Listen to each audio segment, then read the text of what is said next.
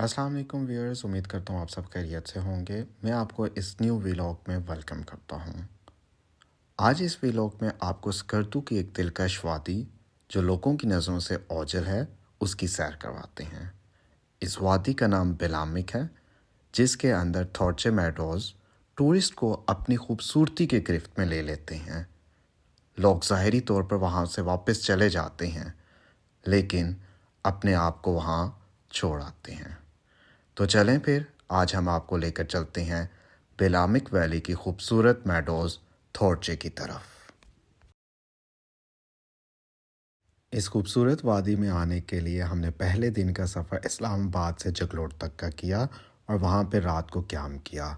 इस्लामाबाद से जगलोट तक की कहानी आप मेरे पिछले व्लॉग में सुन सकते हैं।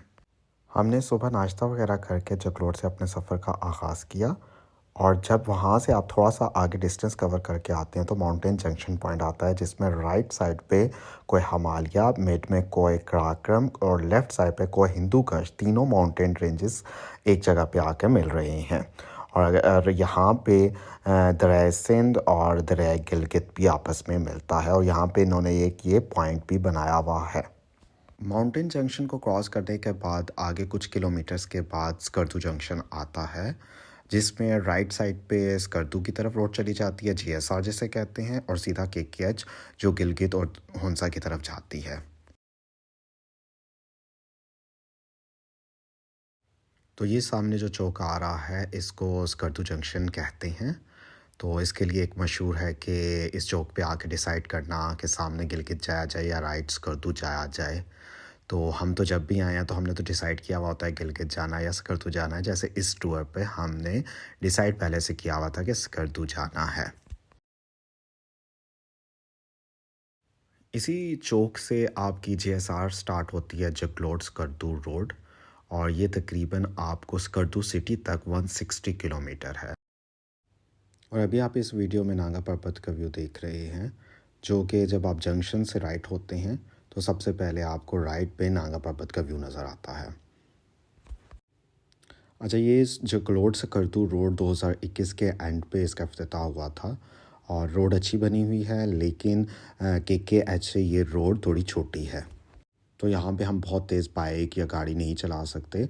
बाइक के लिए तो फिर थोड़ी रोड आपको बड़ी फ़ील हो रही होती है, लेकिन गाड़ी के लिए ये रोड बहुत छोटी है। तो आपको ड्राइविंग करते हुए एहतियात करनी होती है, और वहाँ के जो लोकल्स हैं वहाँ पे वो बहुत तेज़ गाड़ी चलाते हैं, तो ये एहतियात ज़रूरी है इस रोड के अंदर। अच्छा, स्कर्दू जाते हुए ना जगलोट स्कर्दू रोड जो है ये 160 किलोमीटर, लेकिन यहाँ पे आपको जगलोट से स्कर्दू पहुँचते हुए तकरीबन 3.5 से 4 घंटे लग जाते हैं। और ऐसा आपको फ़ील होता है कि आप कहते हैं कि ये अब रोड बस ख़त्म हो जाए। शुरू में तो आप इसको एंजॉय कर रहे होते हैं, लेकिन फिर व्यूज़ तकरीबन एक ही तरह के हर जगह चल रहे होते हैं।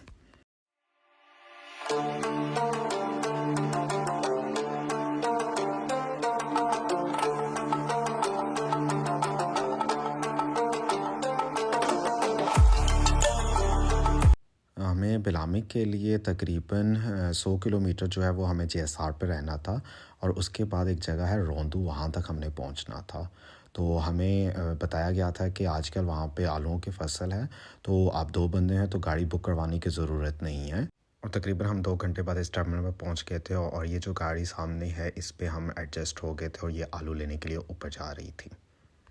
वैसे जो वहाँ से अगर आप गाड़ी अपनी बुक करवाते हैं तो वो 10,000 से ऊपर लेते हैं। चूँकि वो गाड़ी आलू लेने जा रही थी तो हम वहाँ उसको सवारी के हिसाब से दिए, तो वो हमसे उसने 1000 लिया। और ये शुद्ध ब्रिज हम क्रॉस कर रहे हैं, ये बिलामी की तरफ जाने का गेटवे का किरदार अदा कर रहा है।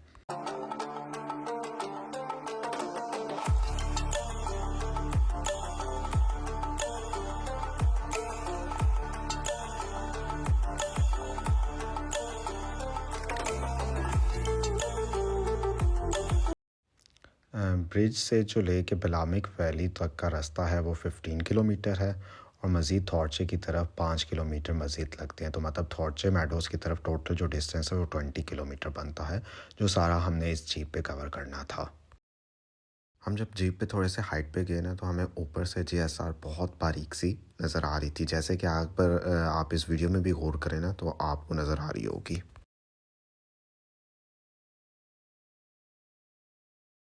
हम जीप में पीछे खड़े होकर थोड़ा थक गए थे, तो फिर हम बैठ गए और ये वीडियो जो है पीछे बैठ के हमने कैप्चर की।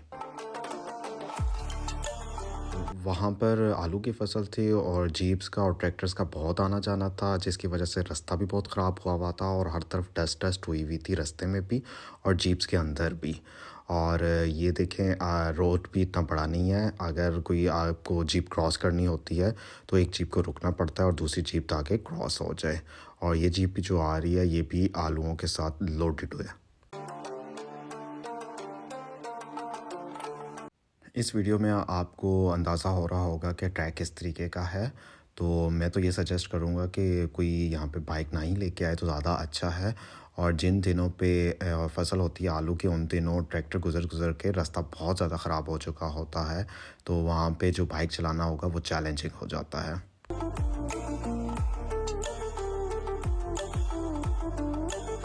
और हमें तकरीबन 1.5 घंटे बाद कि हम बिलामिक वैली आ गए थे। तो सबसे पहले बिलामिक वैली आती है।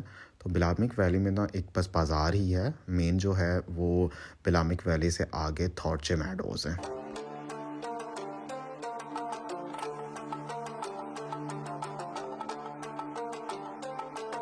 और तकरीबन जीएसआर से 2 घंटे हम जीप पे लगे और हम पहुंच चुके थे थॉर्चे मैडोज़। ये थॉर्चे मैडोज़ की एंट्रेंस है। ये उन्होंने प्रॉपर एक गेट बनाया हुआ है और यहाँ पे एंट्री के भी उन्होंने 50 रुपीज़ चार्जेस रखे हुए हैं। व्यूअर्स, हम स्कर्दू की मशहूर वादी बिलामिक के थॉर्चे मैडोज़ में आ चुके हैं और ये आपको मंज़र बहुत ही दिलकश लग रहे होंगे। और ये जगह तो पुरानी है लेकिन पिछले 2-3 सालों में थोड़ी सी मशहूर हुई हुई है, लेकिन मैं ये कहूँगा कि ये जगह देखने वाली जगह है। अक्सर हमें कुछ लम्हात के लिए एक ऐसी ज़िंदगी जीने को मिलती है जिसे जीने के बाद अपने ज़िंदा होने का एहसास होता है और मज़ीद जीने की लगन पैदा होती है। मुख्तलिफ़ लोगों के लिए मुख्तसर वक्त की ज़िंदगी वो अलग अलग तरह की हो सकती है, जबकि मेरे लिए वो ज़िंदगी ये है जो आप इन वीडियोस में देख रहे हैं।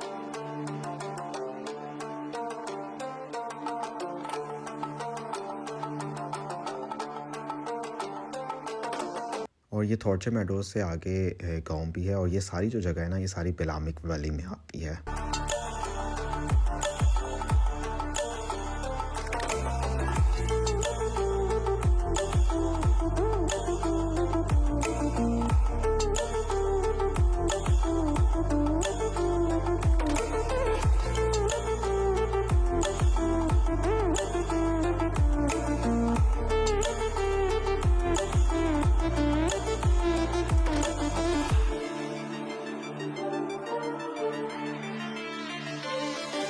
अच्छा, जो टाइम हमने चूज़ किया हुआ था बिलामिक वैली जाने का ना, तो उस टाइम पे वहाँ पे कोई रश नहीं था। सिर्फ मैं और मेरा दोस्त थे और एक गाइड था। तो हमने ना नेचर को बहुत ही करीब से महसूस किया। हम कुछ देर तो वहाँ पे सिर्फ व्यूज़ को खुद पहले एंजॉय करते रहे और उसके बाद हमने ड्रोन और वीडियोस कैप्चर की।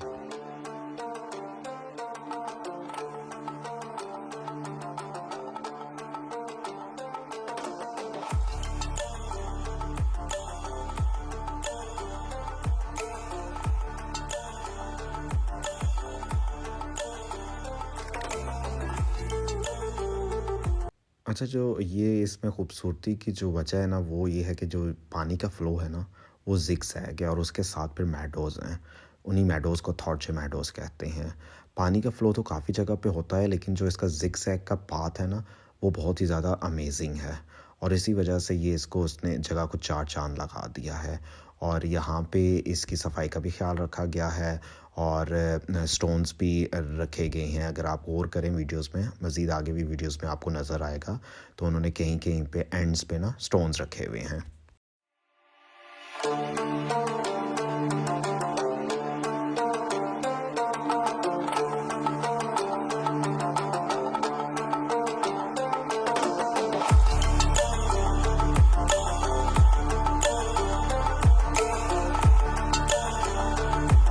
और ये जगह ऐसी है जो टूरिस्ट को अपनी खूबसूरती की गिरफ्त में ले आती है। और मतलब जब भी बंदा स्कर्दू जाए तो इस वैली को हमेशा मतलब अपने लिस्ट में रखे और जाए वहाँ पर।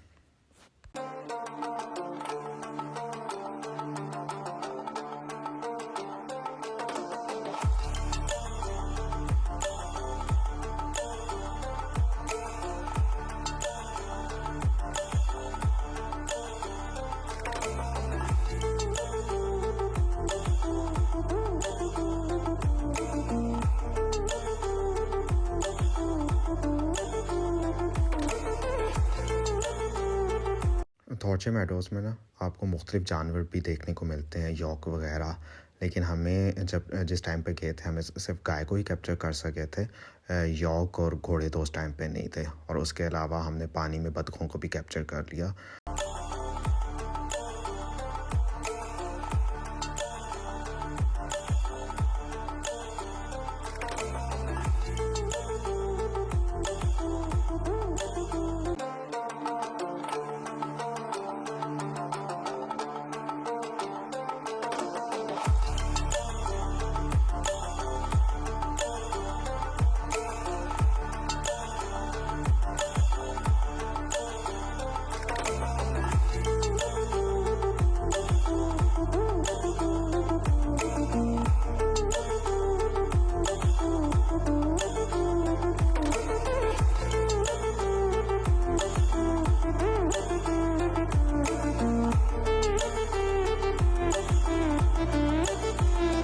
जहाँ हमें गाइडर वहाँ पे बता रहा था कि ये सितंबर का एंड है, क्योंकि गर्मियाँ जा रही हैं तो यहाँ पे पानी का फ़्लो ना कम है। तो जो जुलाई अगस्त में पानी का फ़्लो बहुत ज़्यादा होता है और ग्रीनरी भी इससे ज़्यादा होती है। तो हमें तो अभी सितंबर के एंड पे ही इतना मज़ा आ गया था। तो वो तो कह रहा था कि जुलाई अगस्त में आपको जितना मज़ा अभी आया उसको मल्टीप्लाई बाय 2 कर दें। और फिर हमने वीडियो कैप्चर की जहाँ से ये पानी आ रहा था। हाँ, यहाँ पे थोड़ा फ़ील हो रहा है कि आपका पानी का फ़्लो कम है। और जगह पे तो हमने इतना ज़्यादा एंजॉय किया, अगर हमें गाइडर ना बताता कि ये पानी का फ़्लो पहले से कम है तो हमें ये फ़ील ना आती।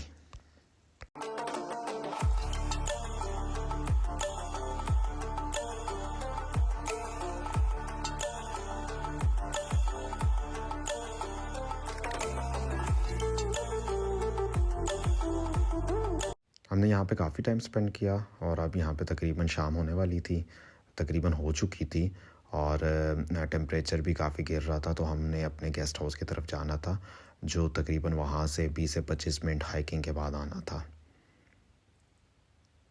और ये हमारा गेस्ट हाउस है जो थॉर्चे मेडो से तकरीबन 20 मिनट हमने हाइकिंग की और यहाँ पहुँचे। तो मिलते हैं व्यूअर्स नेक्स्ट व्लॉग में, जिसको मैं बिलामिक वैली की मज़ीद जगह आपको विज़िट करवाऊँगा। तब तक के लिए अल्लाह हाफ़िज़।